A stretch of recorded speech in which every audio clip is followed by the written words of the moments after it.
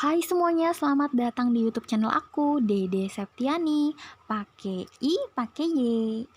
Oke, video kali ini aku buat konten tentang seputar ibu dan anak. Jadi ini tuh iseng-iseng, aku pikir bakal ditaruh di highlight, tapi ternyata enggak. Dan beruntungnya aku udah record dong.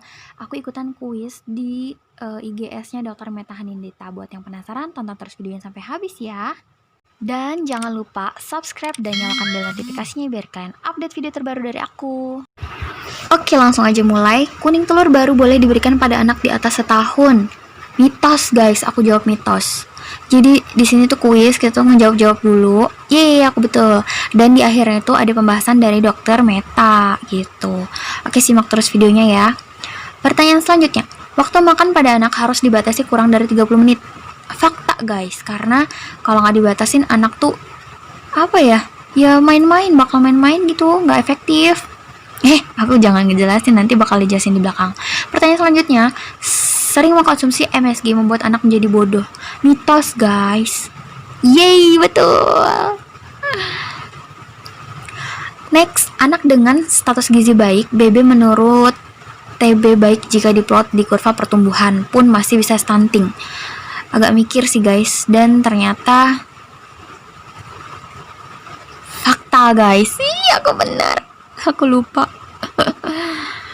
Pertanyaan selanjutnya, konsumsi telur dapat menyebabkan anak bisulan. Ini aku sih waktu masih kecil, katanya aku bisulan gara-gara alergi telur, dan itu mitos ternyata. Nggak tahu kenapa ya, mungkin kebanyakan proteinnya kali ya. Oke, next, imunisasi dapat menyebabkan autisme pada anak. Mitos guys, jadi imunisasi itu bagus. Pembahasannya nanti ya. Dan jawaban aku betul. Oke, pertanyaan selanjutnya. Untuk menyesuaikan tekstur, MPASI tidak boleh di blender karena dapat mengurangi kandungan nutrisinya. Ayo, mitos fakta. Mitos. Yeay, betul lagi. Suka nih dok, sering-sering kayak gini dok, bisa jadi konten dok. Pertanyaan selanjutnya, beras merah lebih baik nutrisinya untuk bayi dibanding beras putih. Salah banget itu, beras merah itu lebih banyak serat gitu ya. Jadi penjelasan nanti deh, pokoknya dia mitos. Kalau buat orang dewasa iya ya, bagus buat diet. Kalau anak bayi enggak. Itu sih yang aku paham dari highlight IGS-nya Dr. Meta. Oke, pertanyaan selanjutnya. Untuk pengenalan agar usus bayi tidak kaget, MPASI pertama bisa diberikan pure buah-buahan saja. Mitos guys. Kasian banget ya bayi-bayi zaman dulu yang masih minim info tentang MPASI. Baru lahir dikasihnya madu, susu, buah pisang doang. Aduh, sedih. Oke, next. Tekstur MPASI perdana harus sama dengan ASI agar usus bayi tidak kaget. Emangnya dikagetin kaget? Mitos. Oke, aku betul. Oke, siap-siap pertanyaan selanjutnya. Sejak bayi berusia 6 bulan, MPASI yang mengandung santan boleh diberikan. Betul, itu fakta guys, karena santan sumber minyak, lemak, dan lemak itu harus ada di MPASI. Nanti ya kita simak pembahasannya. Dan aku betul. Next. Jus buah boleh diberikan pada bayi di bawah setahun, asal merupakan jus buah alami yang dibuat atau diperas sendiri tanpa tambahan gula. Boleh, fakta. Gitu sih. Bener nggak ya? Hasil belajar dari mitos. Jadi boleh dikasihnya di atas tahun guys. Aku remedi nih dokter. Oke, pertanyaan selanjutnya guys. Anak yang pendek berarti stunting. Pak Habibie apa kabar ya? Itu mitos guys, jadi bukan itu patokannya. Penjelasannya buat yang penasaran, kepoin IG-nya Dr. Meta dan kalian belajar banyak di situ. Ya ampun, aku tuh terharu ya, ilmu segininya tuh dikasih gratis dokter, semoga berkah. Pertanyaan selanjutnya, jika anak tidak mau makan, sebagai pengganti bisa diberikan jus buah. Salah banget, mitos. Kayak iya aja gitu ya. Oke guys, pertanyaan selanjutnya. Seru sumpah dokter, seru. Belum guys. Bayi yang baru memulai MPASI memang wajar beratnya tidak naik atau bahkan turun karena sedang aktif-aktifnya. Mitos, kok bisa gitu sih? Harusnya naik lah. Aku betul. Buat yang penasaran sama penjelasannya, kalian cari tahu sendiri ya. Aku nggak berhak, aku bukan expertnya untuk menjawab hal tersebut.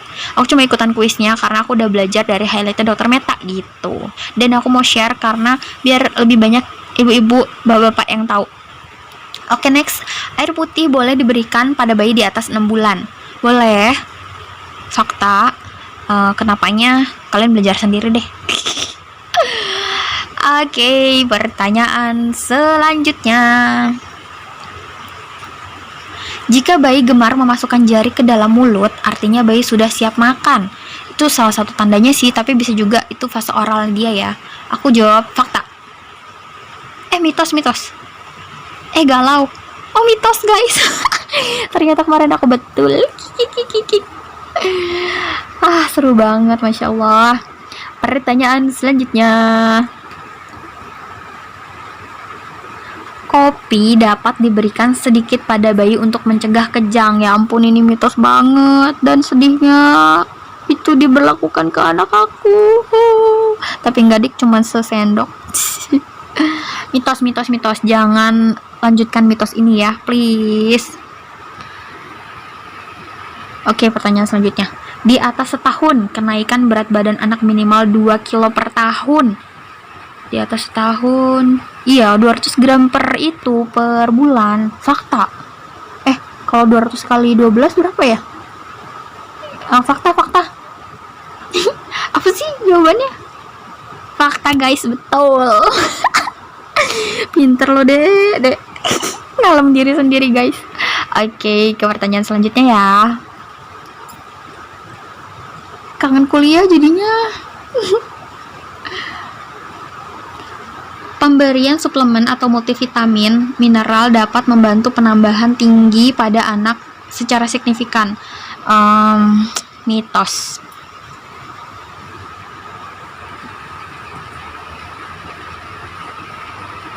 Mitos guys, waktu itu aku hilap, aku jawab fakta. Alibi banget sih. Oke, next. Untuk anak di atas 2 tahun setelah disapih, maka yang terbaik adalah diberi susu UHT dibanding formula ya, ultra high temperature. Sebenarnya bagusan formula kali ya, karena kan udah tersertifikasi. Tapi UHT nggak tahu, dokter juga tuh lihat yang C, galau dia, nggak tahu aku jawab apa. Kita simak guys, aku lupa. Karena waktu aku nge-record nggak pakai suara, aku cuma record layar aja. Ternyata jawabannya tuh. Dia juga, Dokter Meta juga bingung. Oke, pertanyaan selanjutnya. Stunting is irreversible. Jika anak sudah stunting, maka tidak dapat diperbaiki sepenuhnya. Fakta. Ini aku taunya dari dokter juga ya. Fakta. Yeay, betul. Mama betul. Oke. Kayaknya ini udah deh. Terus ke pembahasan gitu. Bentar ya, ini aku perlambat. Banyak yang jawabannya benar semua gak bu Pak? Nanti kita bahas ya tuh, bakal dibahas sama dokter kan. Dan aku masih nge-record pembahasannya guys. Nih, yang tentang apa tuh? Yang tentang apa ya? Oh, dari total semuanya. Ini ngebahas apa ya? Sudahnya memiliki kadar kolin pada anak stunting melalui kolin adalah zat gizi yang penting untuk tubuh. Hasilnya anak yang stunting ternyata memiliki kadar kolin yang rendah dibanding dengan anak tidak stunting. Apa makanan sumber kolin? Nah, apa aja ya sumber kolin itu? ASI dong tentu, tapi sumber makanan lain adalah telur dan daging-dagingan. Telur bagian mananya? Jangan kulitnya ya. Cangkang. Gokil beneran Dokter Meta ini. Oh, ternyata di kuningnya guys, boleh banget dikasih ke bayi. Bukan berarti makan kuningnya doang ya, putihnya juga dimakan. Kemudian soal waktu makan, dibatasi durasi 30 menit. Nah, jadi penjelasan ini tuh udah ada di highlightnya Dokter Meta. Kalian harus belajar di situ, karena harus belajar dari ahlinya, oke? Nah, ini juga, gula garam boleh ya. Kalian pokoknya pelajarin, insya Allah lengkap di highlightnya Dokter Meta. MSG juga ya, mitos. Ini udah ada di highlight, jadi kalian boleh banget yang belum follow IG Dokter Meta. Dan ini tentang penjelasan tentang BB itu guys. Nah ini penjelasan. Bisulan itu Facultates disebabkan karena infeksi, bukan telur. Kasihan telur sama MSG. Oke, sambil kalian baca ini penjelasan dari dokter ya, aku cuma mau klarifikasi. Jadi tujuan aku buat konten ini adalah supaya lebih banyak ibu-ibu, bapak-bapak yang mendapatkan informasi dari expertnya atau dari ahlinya gitu. Jadi kalau misal konten ini terjadi kesalahan atau kurang baik gitu ya, mohon maaf. Kritik dan saran silahkan di kolom komentar, berkomentar dengan bijak, tapi tujuannya adalah jadi menyebarluaskan info gitu kan, tapi tetap kalian harus belajar itu dari ahlinya. Jadi karena segala sesuatu yang diserahkan kepada yang bukan ahlinya, tunggu saja waktu kehancurannya gitulah. Gimana sih? Gitu. Jadi yang belum tahu tuh bisa kalian follow IG-nya Dokter Meta, kalian pelajari highlight-nya, itu insya Allah lengkap banget ilmu tentang per-MPASI-an. Dokter Meta ini adalah dokter spesialis anak gitu. Nah ini mohon maaf ya, ada yang kecil banget gini tulisannya. Nah ini pembahasan tentang yang pure buah itu ya, menu tunggal. Jadi itu tuh salah ya, tapi banyak yang orang tua yang udah benar dari edukasinya Dokter Meta melalui Instagramnya. Masya Allah, semoga jadi amal jariah dokter. Dan ini tekstur MPASI ya. Kalau kalau cair berarti itu tadi kata dokter densitasnya rendah. Sumber lemak nih, santan nih, sumber lemak guys, jadi itu harus ada di MPASI, harus wajib ada. Nggak harus minyak bayi baby oil yang mahal itu ya guys, kalian bisa banyak banget pakai minyak biasa, santan, margarin, itu juga sumber lemak. Dokternya terkejut jus buah ini banyaknya salah, karena aku juga waktu itu salah. Dan dia mau bahas detail kalau gitu. Oke, kita nantikan pembahasannya. Tapi sayangnya aku nge-recordnya sampai situ dan dokter juga nge-skip. Jadi cukup sekian dulu video kali ini. Menurut aku ini keren sih, dan aku pengen buat konten kayak gini lagi dokter. Sayangnya kuisnya nggak di-highlightin guys. Jadi cuma ini yang berhasil aku dokumentasiin dan aku coba share ke bapak ibu sekalian. Jangan lupa subscribe channel aku. Dengan kalian subscribe berarti kalian mendukung channel aku untuk berkembang. Aku semakin semangat membagikan info dan karya-karya aku di channel YouTube. Jangan lupa like, share, dan komen. Sampai jumpa di video aku yang lain. Wassalamualaikum warahmatullahi wabarakatuh.